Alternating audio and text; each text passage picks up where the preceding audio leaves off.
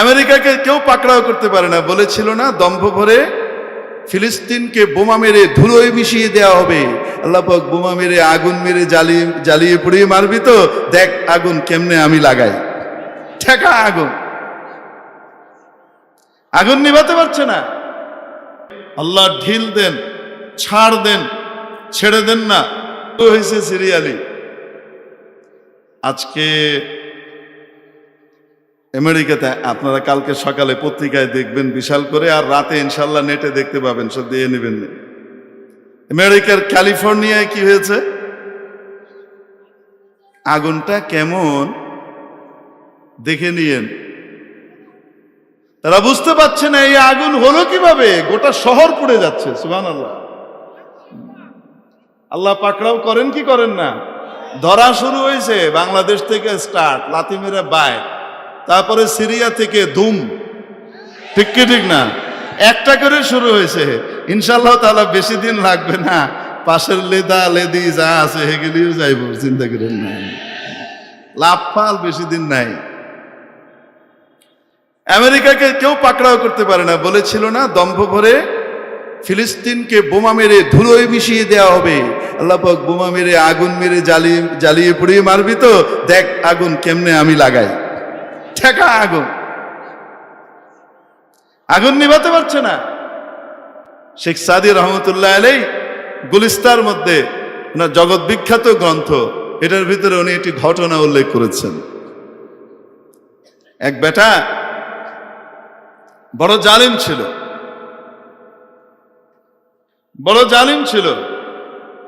একবার তার বাড়িতে কোত্থেকে আগুন লাগলো, লেগে তার পুরা প্রাসাদ জ্বলে পড়ে ছারখার হয়ে গেছে, আর সে পাশে এরকম করে বসে আছে,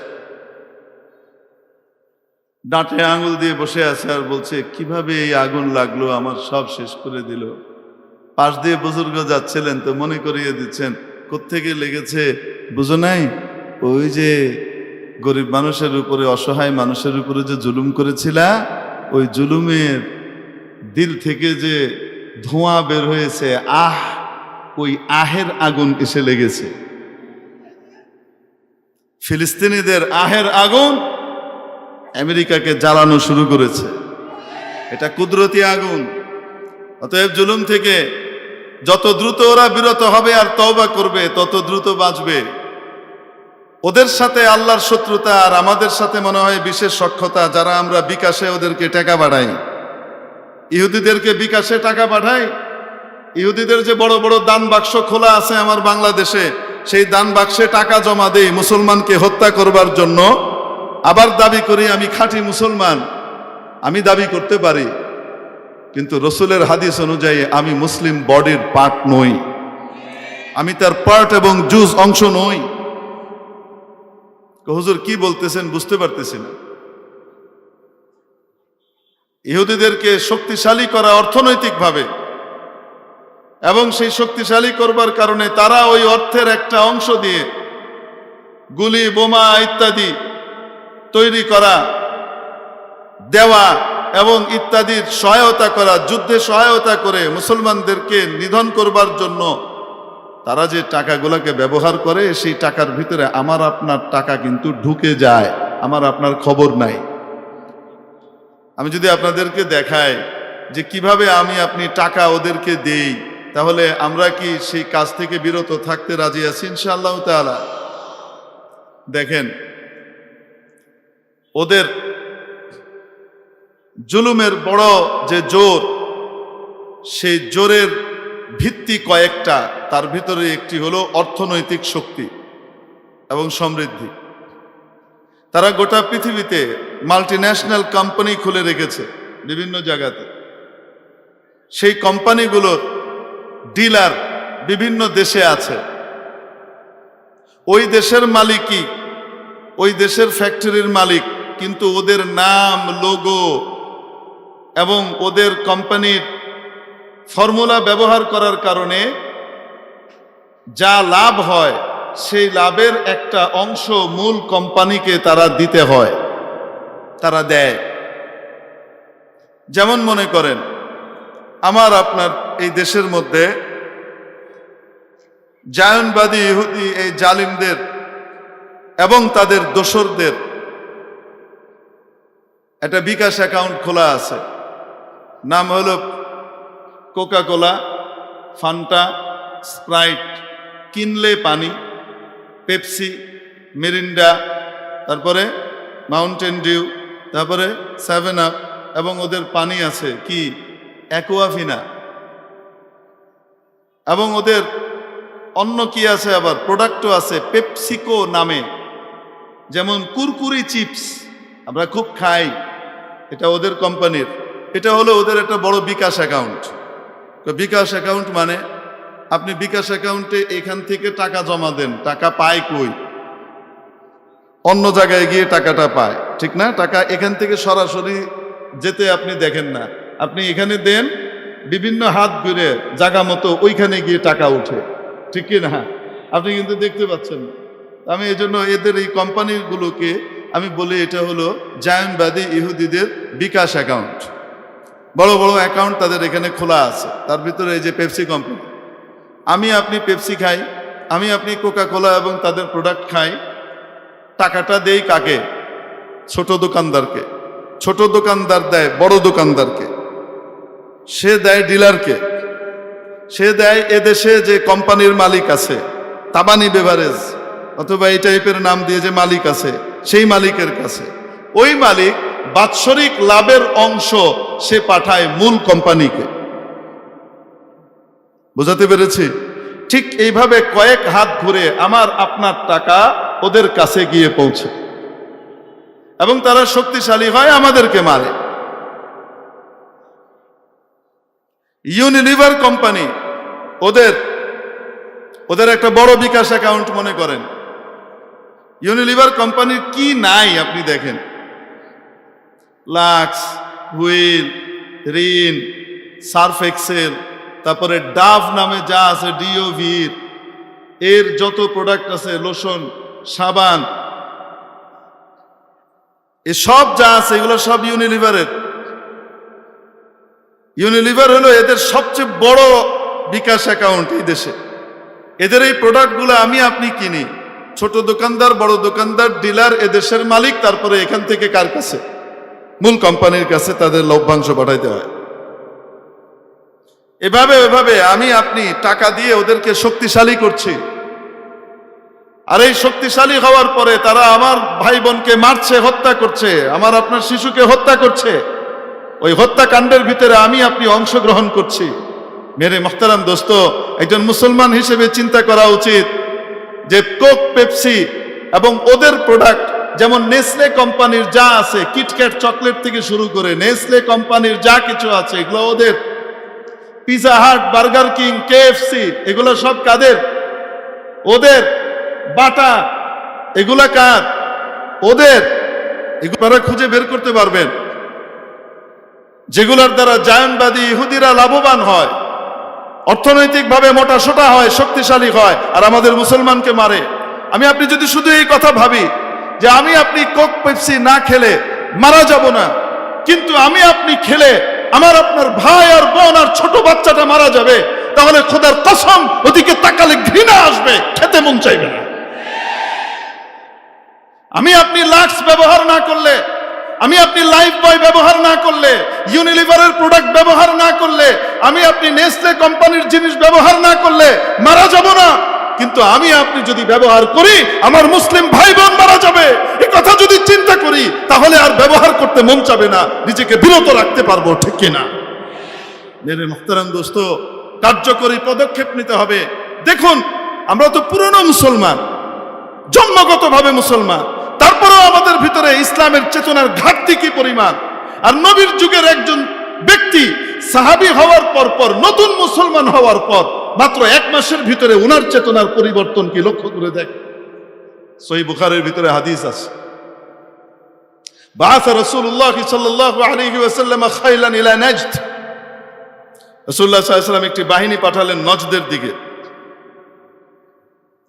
ওখানে বনু হানিফার গ্রুপের সাথে লড়াই হলো, সবাই পালিয়ে গেল। ওদের যে সর্দার, বনু হানিফার যে সর্দার সুমামা ইবনে উসাল, উনি ধরা পড়লেন, মুসলমানদের হাতে গ্রেপ্তার হলেন, উনি পালালেন না। ওনাকে ধরে এনে মসজিদে নববীর একটি খুঁটির সাথে বেঁধে রাখা হলো। ফারাবাতুহু, তাকে বেঁধে রাখলেন তারা মসজিদের ভিতরে একটি খুঁটির সাথে। রাসূলুল্লাহ সাল্লাল্লাহু আলাইহি সাল্লাম বের হলেন, বের হয়ে জিজ্ঞেস করলেন, মা ইনদাকা ইয়া সুমামা, সুমামা তুমি কি আশা করো? উনি বললেন, ইনদি খায়র, আমি তো ভালোই আশা করি। তারপর বললেন, ইয়া মুহাম্মদ ইন তাকতুলনি তাকতুল যাদামিন, যদি আপনি আমাকে হত্যা করেন তো তাহলে এটা কোনো জুলুম হবে না, ইনসাফি হবে, কারণ আমি তো আপনাদের অনেকে মেরেছি। ওয়া ইন তুনইম তুনইম আলা শাকির, আর যদি আপনি দয়া করে আমাকে ছেড়ে দেন তাহলে আপনি আমাকে কৃতজ্ঞ পাবেন, অর্থাৎ আমি গিয়ে আপনার শত্রুদের খাতায় নাম লেখাবো না, আপনার শত্রুদের সাথে আমি হাত মিলাবো না, আমি বিরত থাকব। ওয়াইন তুরিদ মালান ফাসাল মা শিত, আর যদি আপনি আমাকে মুক্ত করার ব্যাপারে বিনিময় চান, টাকা পয়সা চান, তো কি পরিমাণ টাকা আপনার দরকার বলেন, যা চান তাই দেওয়া হবে, আমাকে মুক্ত করে দেন। কয়টা কথা বললেন?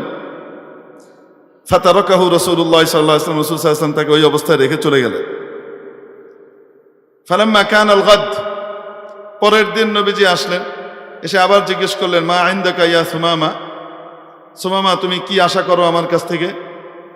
তো হযরত সুমামা রাদিয়াল্লাহু তাআলা আফওয়ান, সুমামা সাহাবীদের আশপাশে যে মসজিদে যে সাহাবীরা ছিলেন মুসলমান, এদের আচার আচরণ দেখেছেন এবং দেখে ওনার ভিতরে যে বিশ্বাস জন্মেছে, এরা রক্ত পিপাসু না। এতদিন যে শুনেছি এরা রক্ত পিপাসু, এরা রক্ত পিপাসু না, এরা তো অনেক ভালো মানুষ। এজন্য রাসূল সাল্লাল্লাহু আলাইহি ওয়াসাল্লাম দ্বিতীয় দিন যখন তাকে জিজ্ঞেস করলেন, তখন তিনি আর ওইটা বললেন না, ইন তাকতুলনি তাকতুল যাদামিন, আপনি যদি মারেন তাহলে এটা বৈধই হবে, একজন হত্যার দায়ে দণ্ডিত অপরাধীকেই আপনি হত্যা করবেন, এইটা আর বললেন না। যখন নবীজি জিজ্ঞেস করলেন, সুমামা তোমার কি মত? ইনদি মা কুলতু, ইনদি মা কুলতু লাকা আমস, আমার কাছে তো ওইটা যেটা গতকালকে আমি বলেছি, ইন তুনইম আলা শাকির, যদি আপনি আমাকে মুক্ত করে দেন, দয়া করেন, তাহলে আপনি আমাকে কৃতজ্ঞ পাবেন, আপনি একজন কৃতজ্ঞ ব্যক্তিকেই দয়া করবেন। দেখেন, একদিনে মনের পরিবর্তন, চোখে দেখার পরে, মুসলমানদেরকে দেখবার পরে। ফালাম্মা কানা বা'দাল গাদ, নবীজি ওই অবস্থায় রেখে চলে গেলেন। তৃতীয় দিন নবীজি আবার আসলেন, এসে জিজ্ঞেস করলেন, মা ইনদাকা ইয়া সুমামা, সুমামা তোমার কি মত? ইনদি মা কুলত, আমি তো গতকালকে আপনাকে যা বলেছি তাই। তো নবীজি বললেন, আতলিকু সুমামা, সুমামাকে ছেড়ে দাও। না কোনো পয়সা নিলেন, না কোনো প্রতিশোধ নিলেন, না কোনো কিছু করলেন, না বিনিময় নিলেন, কিছুই না। কি করলেন? বললেন, সুমামাকে মুক্ত করে দাও। সুমামা মুক্ত হবার পরে খারাজা মিনাল মসজিদ, মসজিদ থেকে বের হলেন, বাহিরে একটি কুয়ার কাছে গেলেন, একটি বাগানে, এবং সেখানে গিয়ে ইগতাসাল, গোসল করলেন। এরপরে মসজিদে প্রবেশ করলেন। প্রবেশ করে নবীজির সামনে এসে বললেন, আশহাদু আল্লা ইলাহা ইল্লাল্লাহ ওয়া আশহাদু আন্না মুহাম্মাদান রাসূলুল্লাহ, আমি সাক্ষ্য দিচ্ছি আল্লাহ ছাড়া আর কোনো মাবুদ নাই, আমি সাক্ষ্য দিচ্ছি মুহাম্মদ আল্লাহর রাসূল। মুসলমান হয়ে গেলেন। মুসলমান হওয়ার পরে নবীজিকে বললেন, ওয়াল্লাহি ইয়া মুহাম্মদ, হে মুহাম্মদ সাল্লাল্লাহু আলাইহি সাল্লাম, মা কানা আলা ওয়াজহিল আরদি ওয়াজহুন আবগাদা ইলাইয়া মিন ওয়াজহিক, পৃথিবীতে সবচেয়ে ঘৃণিত নিকৃষ্ট চেহারা আমার কাছে ছিল আপনার চেহারাটা।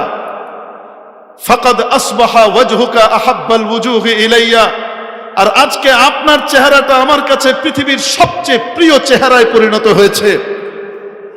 ওয়াল্লাহি, খোদার কসম, আল্লাহর শপথ করে বলছি, মা কানা মিন দীনিন আবগাদা ইলাইয়া মিন দীনিক, পৃথিবীতে এমন কোন ধর্ম ছিল না যেটা আপনার ধর্মের চেয়ে ঘৃণিত আমার কাছে ছিল, অর্থাৎ আপনার ধর্মটা আমার কাছে সবচেয়ে ঘৃণিত পচা ধর্ম ছিল।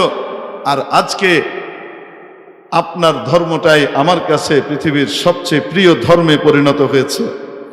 খোদার কসম, মা কানা আলা ওয়াজহিল আরদি মিন বালাদিন আবগাদা ইলাইয়া মিন বালাদিক।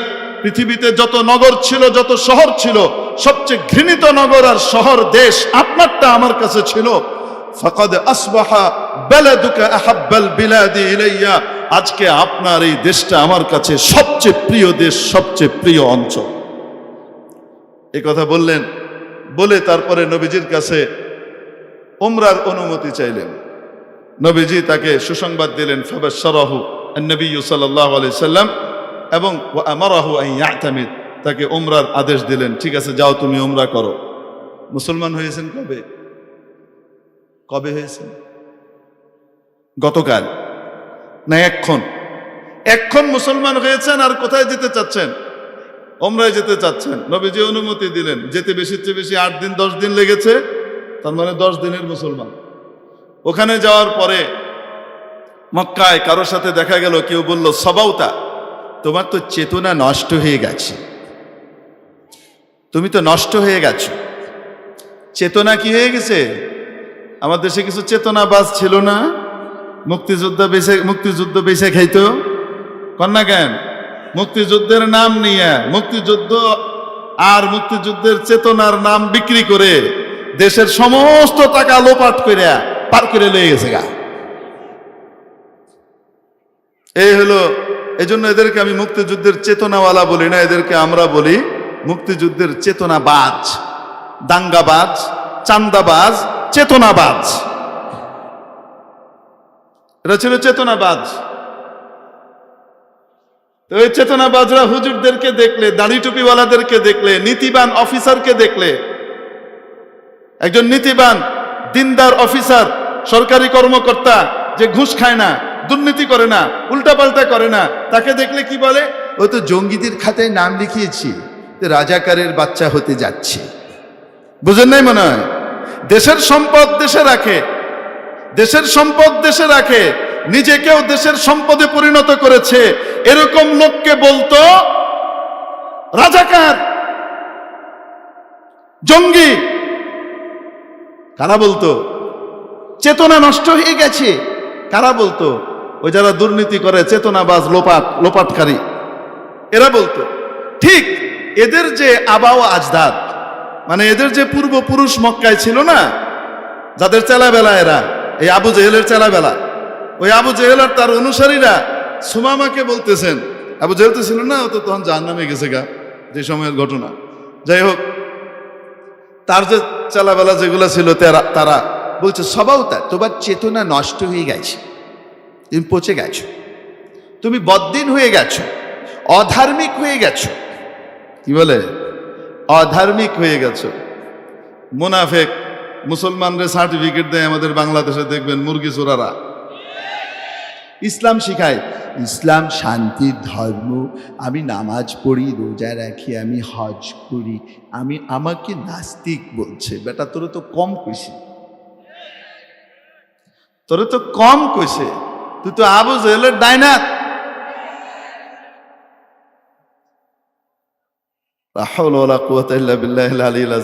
এরা সার্টিফিকেট দিত, কে আসল মুসলমান, কে নকল মুসলমান, কে আসল হুজুর, কে নকল হুজুর।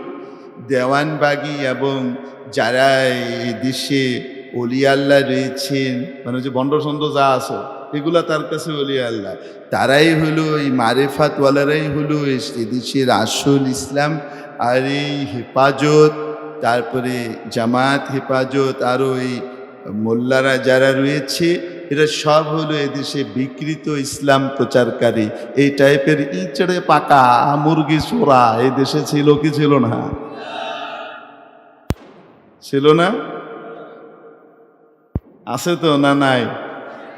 একদিন আমাদেরকে দেখে খুব হাসতো। আমাদেরকে ওই যে যখন ওই যে জ্যাকেট ম্যাকেট কি পরায়া একটু ভয়ঙ্কর এক ভাব নিয়ে, মাথায় হেলমেট দিয়ে, হাতে বেড়ি টেড়ি দিয়ে নিয়ে আসতো, তখন এরা কি করতো? হযরত নূহ আলাইহিস সালাম এই হাসনেওয়ালাদেরকেই কইছিল, আচ্ছা ইনতাসখারু মিন্না, আমাদের সাথে খুব মজা করতেছে, তো খুব হাসি বেড়ে যায়। ফাইন্না নাসখারু মিনকুম কামা তাসখারুন, যেমন আমাদেরকে নিয়ে করতেছো, 5ই আগস্টের পরে আমরাও ওইরকম হাসমু। এটা কিন্তু কোরআনের বাণী। এজন্য ওদের ওই অবস্থা দেখে যদি কারো আনন্দ লাগে, তো তাহলে এটা ইসলামের বিপরীত নয়, আইনে কোরআনের মাসালা অনুযায়ী ফিট হয়। ঠিক কি ঠিক না? দোয়া করি আল্লাহ হেদায়েত দেখ, বলেন আমিন। তো বলছিলাম, হযরত সুমামা গেলেন আর তাকে বলল, তুমি তো নষ্ট হয়ে গেছো। তিনি বললেন, বেল আসলামতু মা মুহাম্মাদিন রাসূলিল্লাহ সাল্লাল্লাহু আলাইহি ওয়াসাল্লাম, বরং আমি মুহাম্মদ রাসূলুল্লাহ সাল্লাল্লাহু আলাইহি সাল্লামের সাথে একসাথে আনুগত্য স্বীকার করেছি, আমি মুসলমান হয়েছি। আর মুসলমানিত্বের পরিচয় কি দিলেন জানেন? প্রথম পরিচয় দিলেন, ওয়াল্লাহ ওয়াল্লাহ লা ইয়াতিকুম হাব্বাতু হিনতাতিন, লা ইয়াতিকুম হাব্বাতু হিনতাতিন মিনাল ইয়ামামাতি হাত্তা ইয়াতানা ফিহা নবী সাল্লাল্লাহু আলাইহি ওয়াসাল্লাম। মক্কায় কি ছিল না? চাষবাস হতো না, ফসল হতো না, জানেন তো আপনারা। তাদের খাদ্যের যোগান হয়তো বাহির থেকে। কোত্থেকে আসতো? তাদের বেশিরভাগ খাদ্যের চাহিদা পূরণ হতো নাজদ থেকে, ইয়ামামা থেকে। ওখান থেকে খাদ্যের চালান আসতো, তারা খেত, তারা শক্তিশালী হতো, তাদের অর্থনৈতিক শক্তি বৃদ্ধি পেত ইয়ামামার সাথে বাণিজ্যের মাধ্যমে।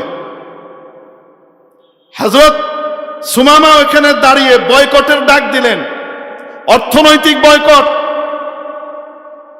মাত্র মুসলমান হয়ে এসেছেন, 10 দিনের মুসলমান, ঘোষণা দিলেন, বাল আসলামতু মা মুহাম্মাদিন রাসূলিল্লাহ সাল্লাল্লাহু আলাইহি সাল্লাম, বরং আমি তো মুহাম্মদ সাল্লাল্লাহু আলাইহি সাল্লামের সাথে মুসলমান হয়েছি।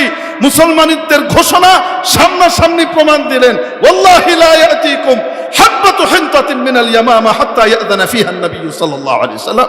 নবীজি সাল্লাল্লাহু আলাইহি সাল্লাম যতক্ষণ অনুমতি না দিবেন, ততক্ষণ পর্যন্ত ইয়ামামা থেকে খাদ্যশস্যের গমের একটা দানা পর্যন্ত তোমাদের এখানে আসবে না। বয়কট। আমাদের ওখান থেকে টাকা আসবে, খাদ্য আসবে, খেয়ে দিয়ে মোটা হয়ে ইসলামপন্থীদেরকে মারবা, নবীজির ভালোবাসার মানুষদের সাথে শত্রুতা করবা, সেই সুযোগ আর দেওয়া হবে না। অর্থনৈতিক ধস নামাবার জন্য হযরত সুমামা বয়কটের ডাক দিলেন। সহিহ বুখারীর riwayat, বয়কটের ডাক দেওয়ার পরে যেটা হয়েছে, 6 মাসও যায় নাই, মক্কার ভিতরে এমন দুর্ভিক্ষ দেখা দিয়েছে, তারা ঘাস খেয়েছে, পাতা খেয়েছে, খাবার নাই। বকরির লাদির মতো ওদের কি হয়েছে, পায়খানা হয়ে গেছে। তাহলে অর্থনৈতিক বয়কট, এটাকে ইসলাম বিরোধী না ইসলামের পক্ষের? এটা ইসলামের শিক্ষা। আমরা যারা মুসলমান দাবি করি, তাহলে আমরাও ওদের পণ্য বয়কট করলাম। কে কে আমরা ওদের পণ্য বয়কট করলাম? হাত উঠিয়ে দেখাই। লিল্লাহি তাকবীর। আল্লাহ কবুল করেন। হাত নামাই। ইনশাআল্লাহ আমরা যদি বয়কট করি, বয়কট বন্ধ রাখা যাবে না। আমরা কিন্তু 1 বছর আগে করেছিলাম, তারপরে কালের পরিক্রমায় আবার কি করেছি ভুলে গেছি। ওদের জুলুম কি বন্ধ হয়েছে? ওদের জুলুম চলমান, ওদের হত্যাকাণ্ড চলমান, ওদের জেনোসাইড, গণহত্যা চলমান। আর আমরা আমাদের বয়কটের কথা ভুলে গেলাম, তা তো হতে পারে না। নতুন করে আমরা নুজাদ্দিদু উহুদানা, আমরা নতুন করে আমরা কি করব? আবার অঙ্গীকার করব ইনশাআল্লাহ তাআলা, এখন থেকে ওদের সমস্ত পণ্য ইনশাআল্লাহ বয়কট। যদি ওদের পণ্য বয়কট করে আমরা দেশীয় মাল যেগুলো আছে সেগুলো ব্যবহার করি, তাহলে আমার দেশ সমৃদ্ধ হবে। দেশের টাকা বাইরে যাবে না, অন্য কাউকে দিতে হবে না। আমার দেশের অর্থনৈতিক ভিত মজবুত হবে এবং আমার ঈমান আর ইসলাম সুরক্ষিত হবে। ঠিক কিনা? আমি মুসলিম বডির অংশ হতে পারবো। এখানে ইচড়ে পাকা তাশরিফ আনবেন এই বয়ানের পরে। জিনেরা ছাড়বে না, ছাড়ার পরপরই দেখবেন ওখানে কি আসছে। আবু জেহেলের চেলাবেলা আছে না, এরা বেরোবে কাট্টার মতো। কাট্টা ছিলেন তো? কচ্ছপ, কাছিম, হযরতওয়ালা কাছিমের মতো টুক করে এরকম করে মাথা বের করে, দেখেন না মাঝে মাঝে, দেখেন না, টুক করে বেনামে একটা অন্য নামে আইডি খুলে তারপরে ফুট করে মাথা উঠে বের করে বলে, আগেই ভালো ছিলাম। যেমনি বাড়ি শুরু হয় টুক করে আবার নাই হয়ে যায়। এই কাপটার ছাওয়ের মতো, বুঝলেন না? এরকম দেখবেন এই যে আপনার এই আলোচনার পরে কাপটা দেখবেন মাথা বের করবে মুনাফিক, অথবা স্বল্প বুদ্ধির অধিকারী। মুনাফিক না, কিন্তু কি স্বল্প বুদ্ধির অধিকারী।